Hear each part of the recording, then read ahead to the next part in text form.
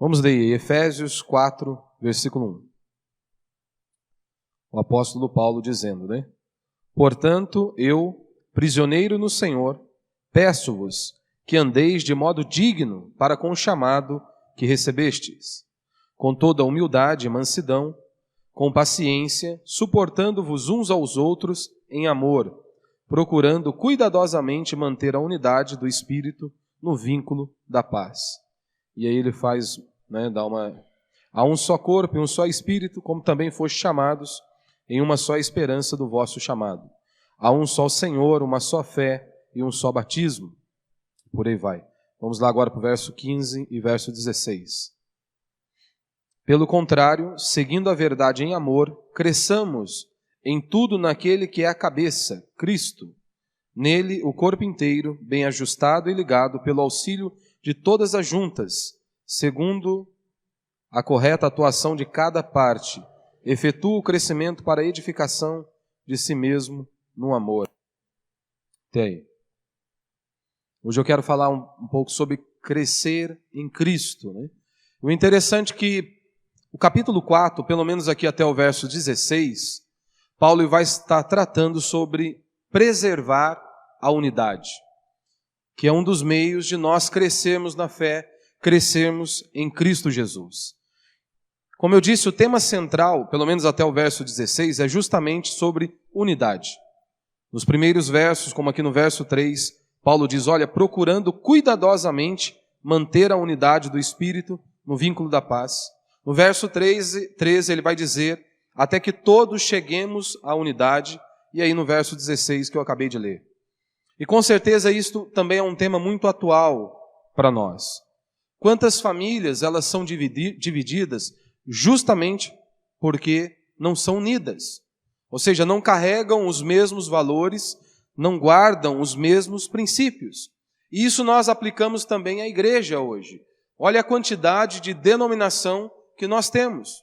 Na maioria das vezes, a divisão ocorre não porque há ali um abandono total das Sagradas Escrituras, mas sim porque cada pastor, cada líder, ele quer edificar o seu próprio reino. Então ele acaba lutando contra o reino de Deus. Por isso nós vemos tantas divisões, somente por conta do orgulho do homem, e ele quer edificar o seu próprio reino, acaba dividindo.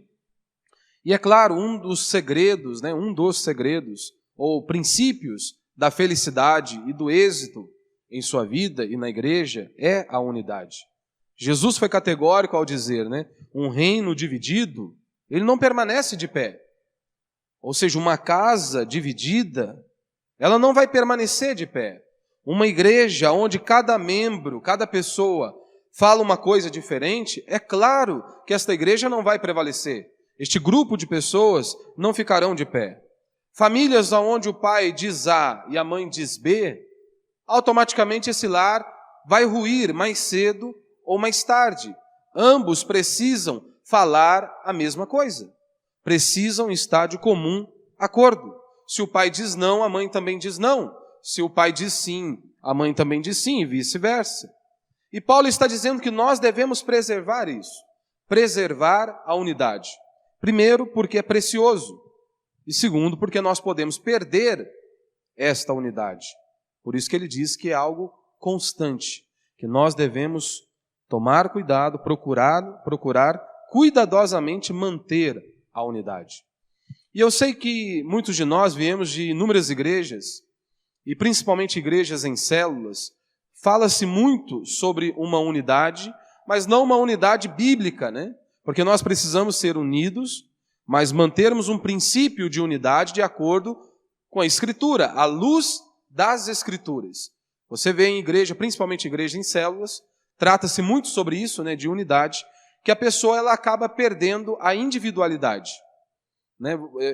O nível de unidade que eles chegam a dizer não é nenhuma unidade, parte para o comunismo mesmo, onde nós temos que abrir mão da nossa personalidade, daquilo que nós somos, daquilo que nós gostamos, normalmente para seguir um líder, seja o pastor ou um líder ali da célula, e aí então tudo que você faz deve ser parecido com o seu líder, Se ele gosta, por exemplo, de usar camisa polo ou qualquer outra coisa, você tem que imitá-lo. Isso para eles é unidade, você fazer a mesma coisa que aquele homem está fazendo. E aí eles usam um exemplo muito conhecido, né, que é do purê lá de batata, né, que os cristãos deveriam ser como um purê de batata. Como assim? Como que você faz o purê? As irmãs sabem, né? Você descasca a batata, depois põe a batata no fogo, cozinha a batata, depois você amassa a batata, depois fica só aquele negócio lá. Perdeu a individualidade. Eles acham que isso é uma unidade bíblica. Nós não vemos isso na Escritura. Parece até muito bonito um exemplo como esse, mas é errado.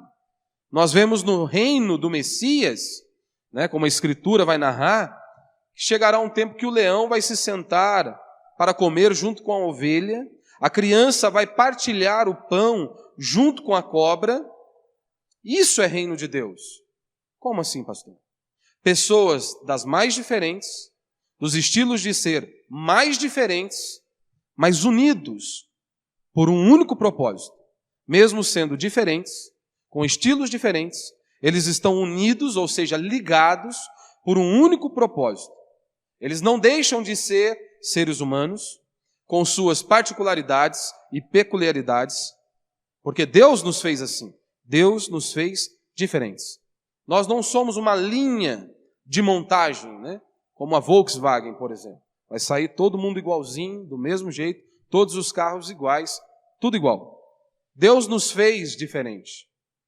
No reino de Deus, no reino do Messias, nós estamos unidos por um único propósito, que é glorificar a Deus, propagar o evangelho do reino de Deus a cada dia.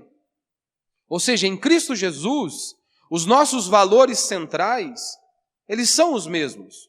Mesmo que eu e você possamos ser diferentes, né, viemos de criações diferentes, mas nós estamos unidos por um único propósito, que acima de tudo é glorificar o nosso Deus e propagar o reino de Deus. Dependendo da comunidade, toda pessoa que chega ali, ela precisa se tornar um líder. Imagine só, por exemplo, no seu trabalho. Se todas as pessoas forem líderes, quem que vai ter ali para ser liderado? Se todo mundo é cabeça, né? Se todo mundo é o cacique, quem que vai ser o índio? Se todo mundo é o líder, quem que vai ser conduzido ali? Quem que vai ser o membro? Se só tem cacique, quem vai ser o índio? Em outros lugares não se exige que a pessoa ela deseje ser um líder e por aí vai. Mas aí todos têm que ser cantores, né? A ponto de você chegar a uma comunidade, se você não canta, parece que você é um herege, né? Mesmo que você não saiba cantar, igual eu. Se você não sabe cantar, você recebe uma oportunidade para cantar. Aqui eu não tenho, que os irmãos já me cortam. Quando eu começo a cantar junto com o louvor, eles já me podam aqui. Não deixam. Mas, meu irmão, se todo mundo é cantor, quem vai ouvir?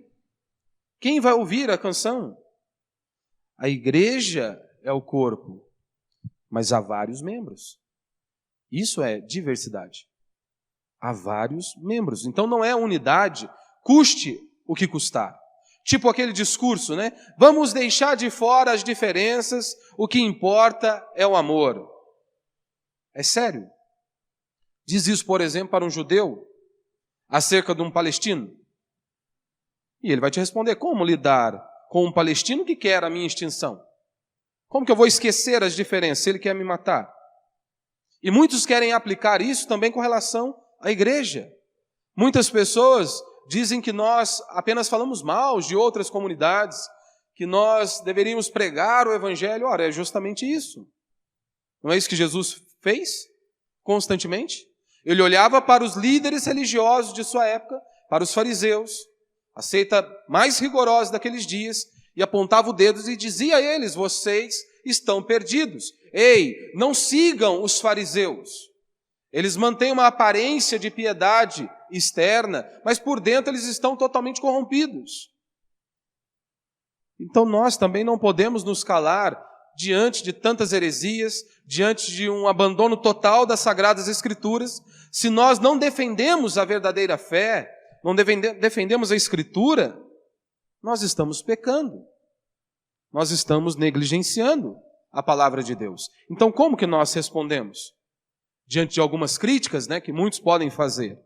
Ora, como que nós vamos aceitar um total abandono das Escrituras, um total abandono das tradições cristãs, né? Porque você pega, por exemplo, o movimento pentecostal.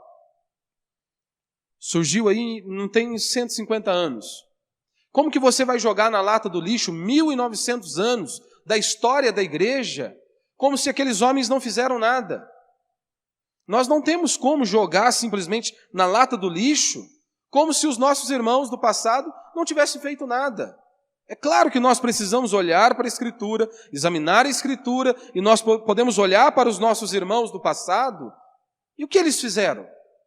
Pessoas que deram suas vidas por amor à obra de Deus, pessoas que fizeram grandes coisas por amor ao Evangelho.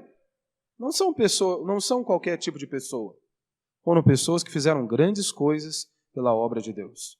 Como nós vamos nos calar diante de igrejas que elas se parecem mais com boates, igrejas que se parecem mais com um parque de diversão, parece um palco de stand-up, parece um auditório para palestra de autoajuda? Como que nós vamos nos calar, sendo que a igreja deveria ser um lugar onde a mensagem do Evangelho deveria ser pregada? Onde a igreja deveria ser um lugar para anunciar a propagação do Evangelho. E não um lugar para perdermos tempo, para que pessoas sejam entretidas. Como eu sempre digo, se alguém quer ser entretido, ele não deve ir à igreja. Ele deve ir ao circo. Ele deve ir a um stand-up ou a qualquer outro lugar, menos a igreja. Então, uma igreja, se ela prega o oposto do Evangelho, se nós não a criticarmos, nós estamos lutando contra a unidade. Se uma igreja ela prega algo totalmente oposto daquilo que a Escritura ensina, e nós nos calamos, nós estamos lutando contra a unidade, diferentemente do que as pessoas dizem, né? Ou seja, uma igreja ela é definida por pessoas que têm os mesmos valores. E esses valores, essas pessoas estão unidas por esses valores, não é um valor que vem de um pastor, né? Esse valor não parte de um pastor ou de uma liderança, não vem de um apóstolo, né, dos nossos dias, que diz ter tido uma nova visão, uma nova revelação. Mas estas pessoas estão unidas pelo valor que vem da Escritura. Essas pessoas estão unidas pela Escritura. E elas se submetem à Escritura. E é claro, como eu disse, você vai também ver o que a tradição, a história da igreja diz. Os nossos irmãos do passado, o que eles fizeram, o que eles viveram. Hoje nós temos muitos pastores falando que ninguém da história da igreja falaram. Ou seja, ou esse cara ele é um gênio, ou ele é um herege. Só temos esses dois caminhos. Se ele fala algo que ninguém na história da igreja, ao longo da história da igreja, não falou, ou ele é um gênio, ou ele é um herege. Então, andar em unidade é uma manifestação do poder do Evangelho. E é isso que Paulo está dizendo, olha, vocês devem andar de maneira digna. Como que vocês vão andar de maneira digna? Ora, em primeiro lugar, sendo unidos, andando em unidade. Não foi isso que Jesus disse lá em João, capítulo 17, verso 21? A fim de que todos sejam um, e como és tu, ó Pai, em mim e eu em ti, também sejam eles em nós, para que o mundo creia que tu me enviaste. Então nós temos que andar unidos. Nós como igreja, como irmãos, na fé, nós precisamos crescer juntos, avançarmos e lembrarmos que o objetivo maior de nossa existência é glorificar a Deus. Ou seja, então quando as pessoas se dividem, o povo se divide, nós blasfemamos o nome do Senhor. E nós levamos as pessoas também a desacreditarem no Evangelho do Senhor. Se no próprio meio não há unidade, se nós não carregamos a mesma mensagem. Hoje nós temos muitas pessoas, elas se dividem por qualquer coisa, né? Porque por qualquer coisa eles saem da igreja, abandonam. E o motivo pelo qual a maioria das vezes eles saem é banal. Não é porque há um abandono total das Escrituras ou do Evangelho.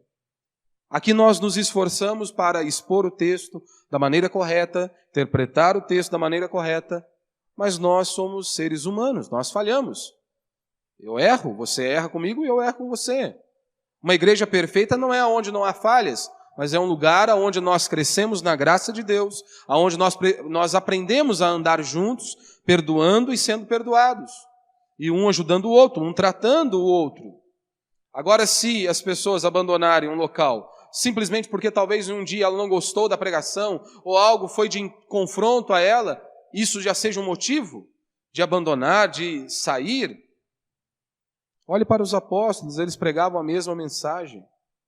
Nós precisamos aprender a andar junto. É mais do que paixão, é necessário esforço para nós andarmos juntos. É necessário esforço para preservar a unidade.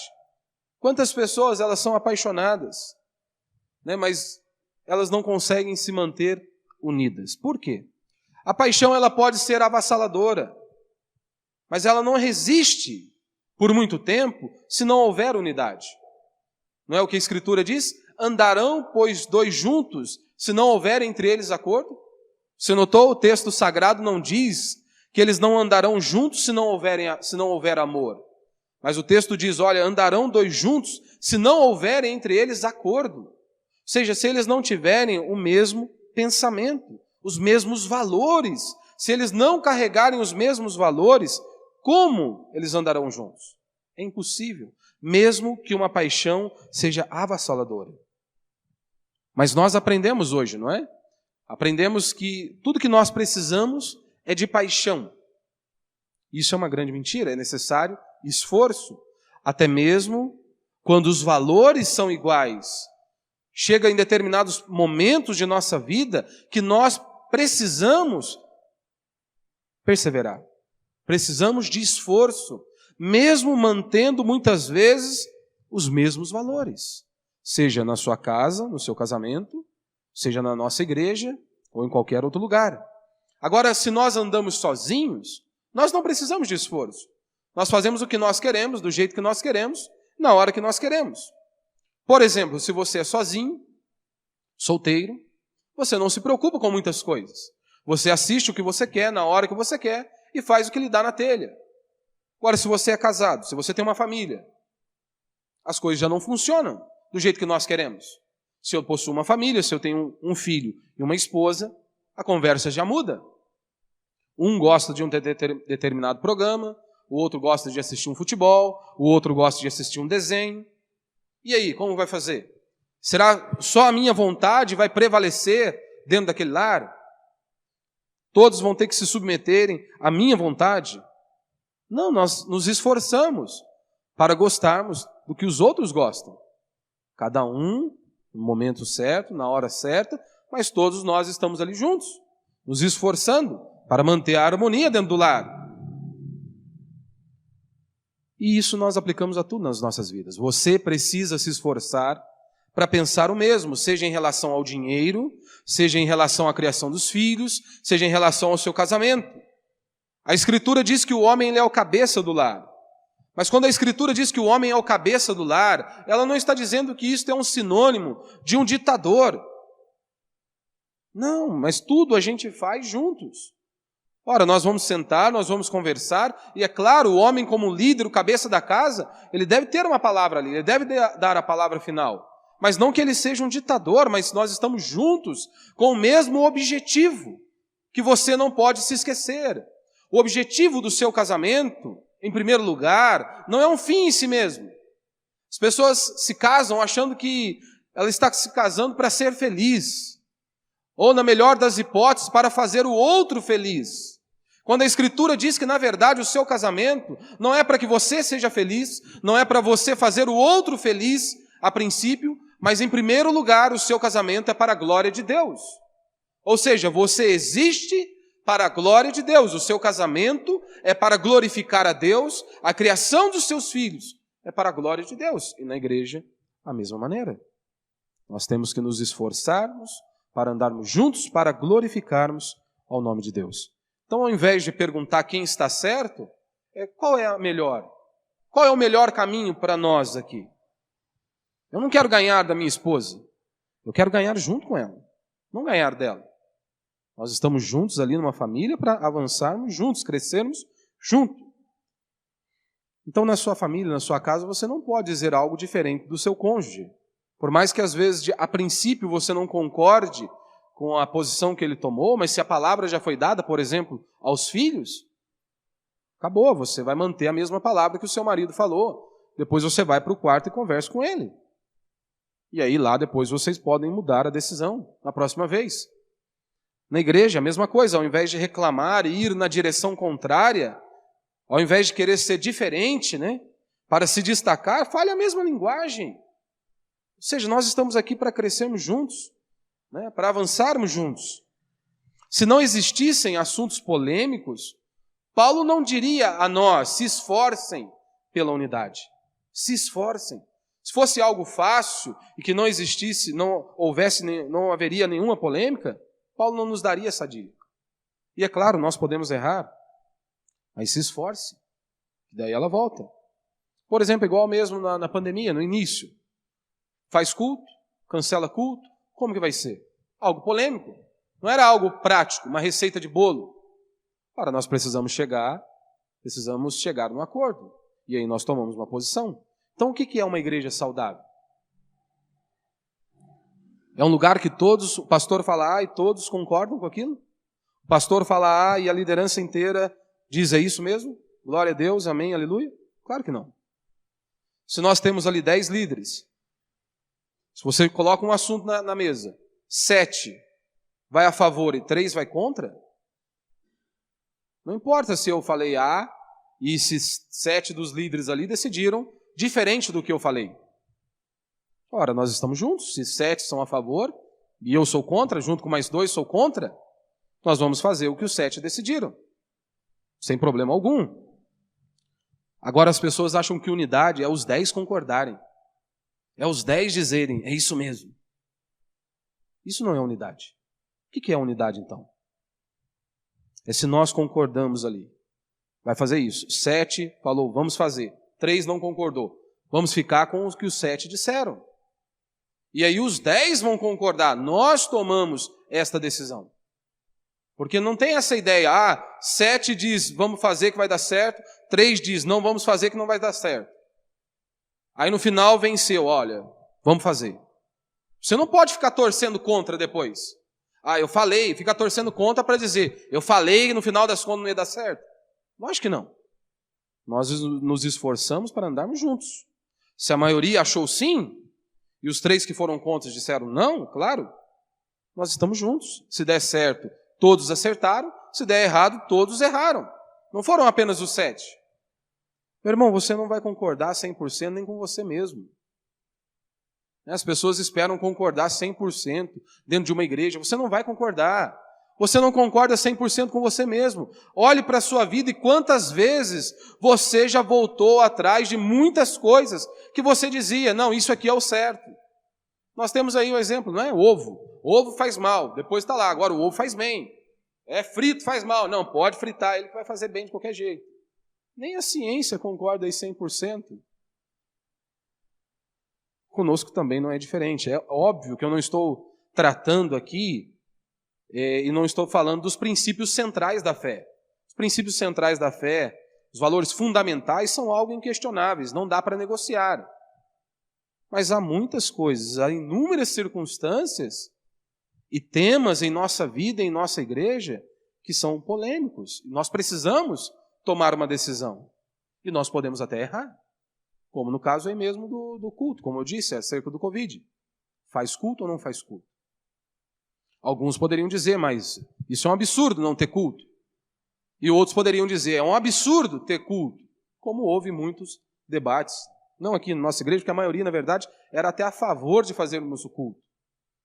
Mas aí nós decidimos, pela vida dos irmãos, preservar, era algo tudo novo, não vamos fazer, e glória a Deus, deu tudo certo, nós estamos aí hoje. Então nós precisamos, Paulo vai dizer em Filipenses, que nós devemos nos esforçar para pensarmos as mesmas coisas. Nós temos que nos esforçar para pensarmos a mesma coisa. Se nós quisermos uma igreja, uma família, uma comunidade abençoada, é necessário esforço para pensarmos as mesmas coisas. Você quer a bênção de Deus dentro da sua casa? Então você precisa se esforçar para pensar a mesma coisa. Queremos a bênção de Deus sobre a nossa comunidade? Precisamos nos esforçar para pensarmos a mesma coisa. E o interessante que Paulo ele vai dizer aqui, né, ele diz que nós devemos andar de maneira digna, e ele diz humildade, mansidão, né? No verso 2, com toda humildade e mansidão, com paciência, suportando-vos uns aos outros em amor. Para depois dizer, né? Procurando cuidadosamente manter a unidade de espírito. John Stott ele vai dizer que esta quinta característica aqui, de preservar a unidade, ela só existe se houver as 4 primeiras. Só vai existir se houver a humildade. Nós precisamos de humildade para manter a unidade. Não é esse o maior problema dentro dos relacionamentos? E seja na sua casa, no conjugal, ou aqui conosco na igreja, em qualquer um dos seus relacionamentos? Nós não nos humilhamos. Somos arrogantes. Como disse John Stott, o maior segredo da unidade é a humildade. Pessoas orgulhosas, elas dividem. Eles não conseguem viver em comunidades, seja na família ou seja na igreja. Né? Quantos jovens, né? Hoje, todo mundo é teólogo, né? Todo mundo é teólogo. Aí eles se levantam e dizem, não há uma igreja boa suficiente para mim. O cara não consegue liderar a própria casa. Ele não consegue colocar freio dentro do próprio lar. E aí ele quer reclamar de igrejas. É claro que não existe igreja perfeita. E se existisse, você não poderia fazer parte dela. Eu não poderia fazer parte dela. Porque eu sou falho. Sou cheio de erros, sou cheio de pecado. Então, se existisse uma igreja perfeita, é claro que eu não poderia fazer parte dela. Mas o que nós temos que ver é, há um ensino bíblico ali. O que eu preciso é ser alimentado pela Escritura. Não é se eu gostei ou não gostei, não é se o louvor é agitado ou parado. Mas é bíblico. É bíblico. Eu tenho sido alimentado pela Escritura, porque é disso que nós precisamos. É sermos alimentados pela palavra de Deus. Esforço mais humildade é isso, unidade. Seja no seu casamento, seja na igreja. Pessoas que acham que sabem tudo, elas não podem prosperar. Como que eles vão prosperar? Se eles sabem tudo, eles nunca vão escutar os outros. Eles nunca querem ouvir o que os outros têm a dizer ou a ensinar para agregar algo à vida deles. E Paulo continua dizendo, né, em mansidão, humildade e mansidão. Mansidão não é sinônimo de fraqueza. Nós temos Jesus Cristo, um homem manso. Mas você vê algumas descrições de Cristo, por exemplo, Jesus no templo. Se você se lembra de todo o cenário, de todo o episódio, Jesus não chegou jogando rosas para aqueles homens. Houve todo um contexto ali, toda a posição de Cristo com relação àquele cenário. Quando Jesus olha para os fariseus, ele não fala de maneira doce, né? Mas Jesus os expõe de maneira enérgica. E Jesus era manso. Como vai dizer John Stott, a mansidão é a suavidade dos fortes, cuja força está sob controle, né? Ou seja, mansidão mansidão é não perder o controle. É você ter força, mas usá-la de maneira correta. Ou seja, nós não podemos agir pelos nossos instintos. Né? Às vezes nós queremos agir como animais. Né? Usamos isso como desculpas. Por exemplo, dentro da sua casa. Como que você se posiciona lá dentro da sua casa? Como que você lida com os seus filhos dentro de sua casa? Como que você fala com o seu marido ou com a sua esposa dentro da sua casa? Qualquer coisa você já sai gritando? Você não para, não analisa, não reflete? Ouviu, já sai gritando pelos cotovelos? Houve uma pregação, não concordou muito com a pregação, aí já decide, não quero andar mais junto, o pastor não presta, a igreja não presta, ninguém vale nada. É assim? O manso, ele não é frouxo, mas ele também não é explosivo. O manso, ele não é frouxo, mas também ele não é explosivo. Ele age na hora que tem que agir, ele pensa para agir. O grande problema é que o ser humano, ele age primeiro para depois pensar. E é justamente o contrário. Primeiro nós pensamos e depois nós agimos. Temos que pensar primeiro. E ele diz, né? Com paciência, né? Ou longânimo, né? Ânimo longo, demora para explodir, né? Que é basicamente o que a gente está falando, né? não é quantas pessoas são pavio curto. Nós fomos chamados para glorificarmos a Deus, e um dos frutos do Espírito, basta você ler lá em Gálatas, e você meditar nos frutos do Espírito. Nós precisamos ter o fruto do Espírito. E Paulo vai dizer que o amor ele é paciente. Quantas vezes você pode dizer, eu falei isso porque eu estava devido às circunstâncias, né? Estava nervoso. Não, você usou isso uma desculpa apenas para o seu pecado. Aquilo que você falou na hora da explosão não é porque você estava nervoso, era justamente porque você é assim. Justamente porque você é assim. Porque pense bem, no trabalho. No trabalho, o patrão fala alguma coisa para você, o que você faz? Há algumas exceções. Há algumas exceções. Tem alguns que partem para cima do patrão. Mas normalmente uma pessoa lúcida, o que ela faz? O patrão fala e xinga, humilha. O que ela faz? Põe um sorriso no rosto, pede desculpa e vai chorar. Mas fica quieto. Engole o sapo. Responde de forma educada. Em casa, o que acontece? A máscara cai. A máscara cai. Mulher falou algo, ou o marido falou algo, pronto. Não tem essa de engolir seco. Falou A, pronto, já vai levar o B, o C e o D e por aí vai. Porque em casa eu não preciso de máscara. Em casa eu posso soltar a fera que está dentro de mim. Porque aqui não está valendo dinheiro, né? Eu não tenho que aguentar isso aqui por conta do dinheiro. Aí em casa, qualquer coisa, a gente sai gritando, esperneando, né? Como se fôssemos um bando de louco, né? Perder a paciência é pecado. A gente tem que lembrar disso. Perder a paciência é pecado e nós não podemos usar como desculpa. E é por isso que nós temos que estar prostrados diante de Deus. É por isso que você precisa ler a Escritura. E é por isso que nós precisamos nos alimentar da Escritura. Nós precisamos ter o fruto do Espírito. E suportando, né? Como ele vai dizer aqui, suportando-vos uns aos outros. Ou seja, quando faltar, e vai faltar, humildade, mansidão e paciência, o que vai nos manter unidos? Suportando-vos uns aos outros. Olha pra você ver que maravilha. Eu sempre brinco com o Xande. Fazer o quê, Xande? Você vai ter que me suportar. Fazer o quê, né? Eu gosto de ficar perto dele. Ele, não sei. Ele diz que gosta também. Acredito nele, né, Xande? Né, Xande? Gosta, né, Xande? Mas é suportar. Uma hora não tem humildade, pode acabar a mansidão, a paciência, que vai nos manter unidos, suportando-vos uns aos outros. É assim. Suportando-vos uns aos outros. Meu irmão, quanto mais junto você anda com alguém, mais você o conhece. Quanto mais você o conhece, você perceberá que nós precisamos suportarmos uns aos outros. Quanto mais você andar junto, mais você vai perceber o quanto que nós precisamos de Deus. Deus nos dá graça para que nós possamos andar juntos uns com os outros. O que nos divide tem apenas um nome, pecado. Apenas isso. O que nos coloca mais longe de nossos irmãos é o orgulho, a mágoa, a falta de paciência, a falta de perdão, a falta de esforço para preservar a unidade. Tudo isso é pecado.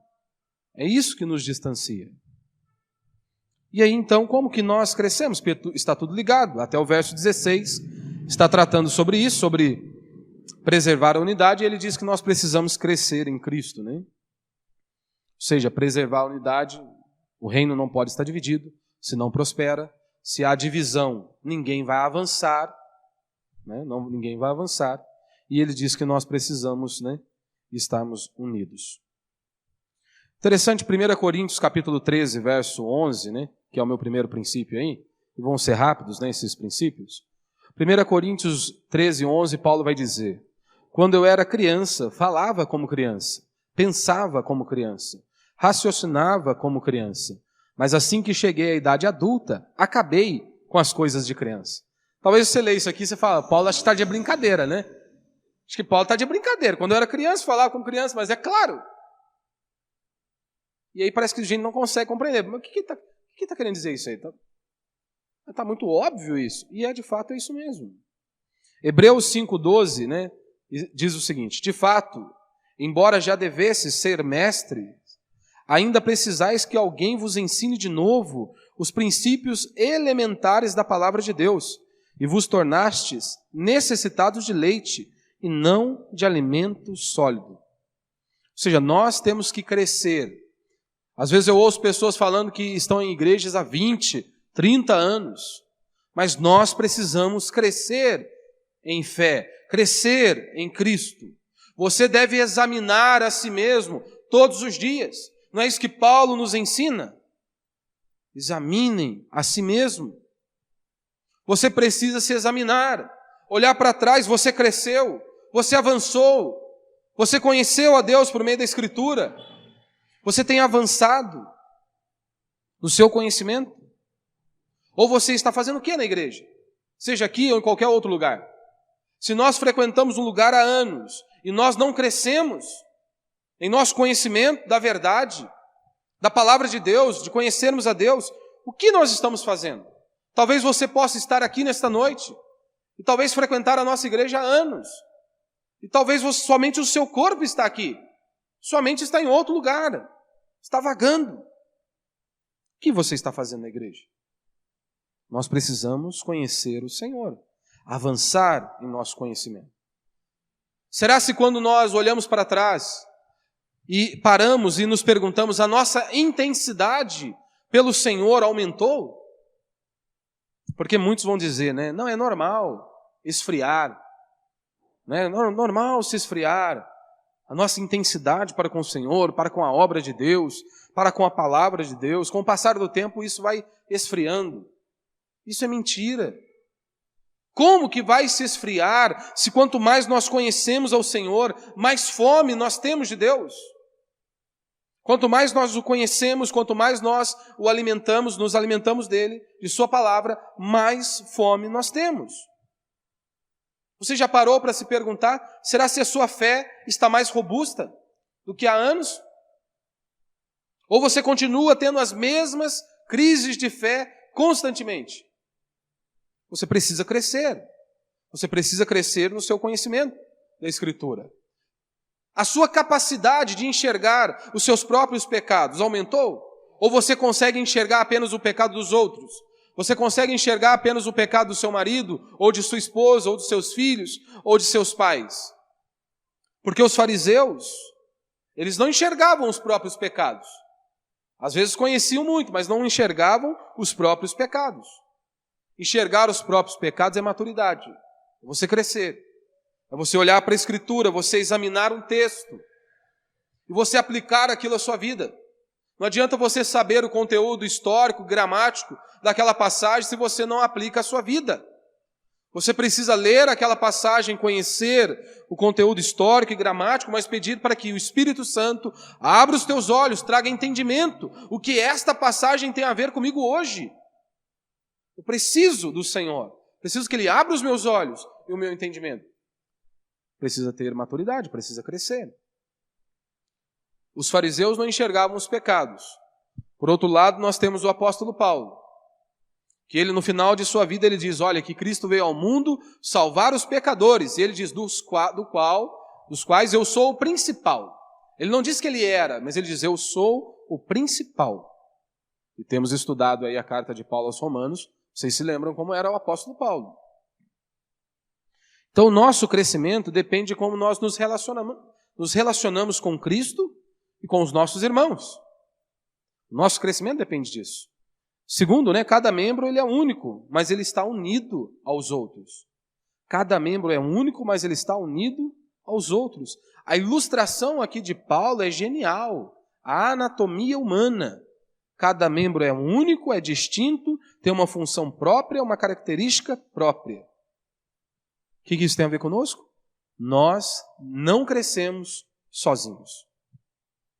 Ele usa a ilustração da anatomia humana para falar do funcionamento da igreja e dizer que cada membro está ligado à cabeça, que é Cristo, e aos outros membros.